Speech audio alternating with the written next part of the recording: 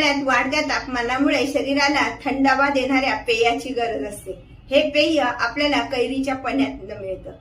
कैरीचं पण हे नुसतं शरीराला थंडावाच देत नाही तर ह्युमिनिटी वाढवते, शरीरातील तापमान नियंत्रित ठेवण्यास मदत होते आणि आपली पचन क्रिया सुधारण्यासाठी मदत होते।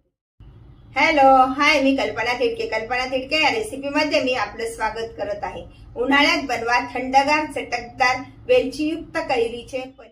थोडंसं पाणी तापत ठेवलेलं आहे आणि त्यामध्ये या स्वच्छ धुवून घेतलेल्या कैऱ्या दोन आपण टाकून घेत आहोत।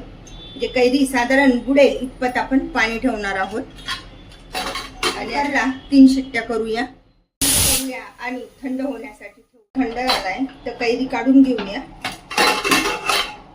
त्याचा टोकाचा भाग काढून त्याचा गर काढून घेऊया। कैरीचे साल काढून घेऊया। गर बाजूला करूया।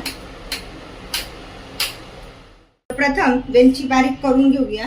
वेलची बारीक झाली तर त्यामध्ये हा कैरीचा गर आपण टाकून घेत आहोत।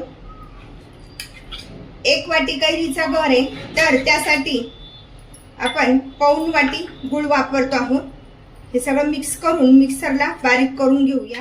हे मिक्सर मधनं छान फिरून घेतले, त्यातलं पाणी घेतलंय आणि त्यामध्ये आपण हे तयार केलेला हा जो प्रीमॅक्स आहे तो टाकून घेऊया। जशा प्रमाणात पाहिजे त्या प्रमाणात आपण टाकून घ्यायचं। साधारण 1 चमचा टाकत आहे। चमच्याने हलवून घ्यायचं।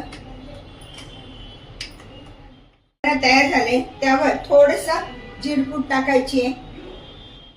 रखरखत्या उन्हामध्ये बनवा गुळाचा वापर करून कैरीचे पने। अशा प्रकारचे पने तुम्ही पण बनवा आणि मला मात्र कळवा कसे झाले ते।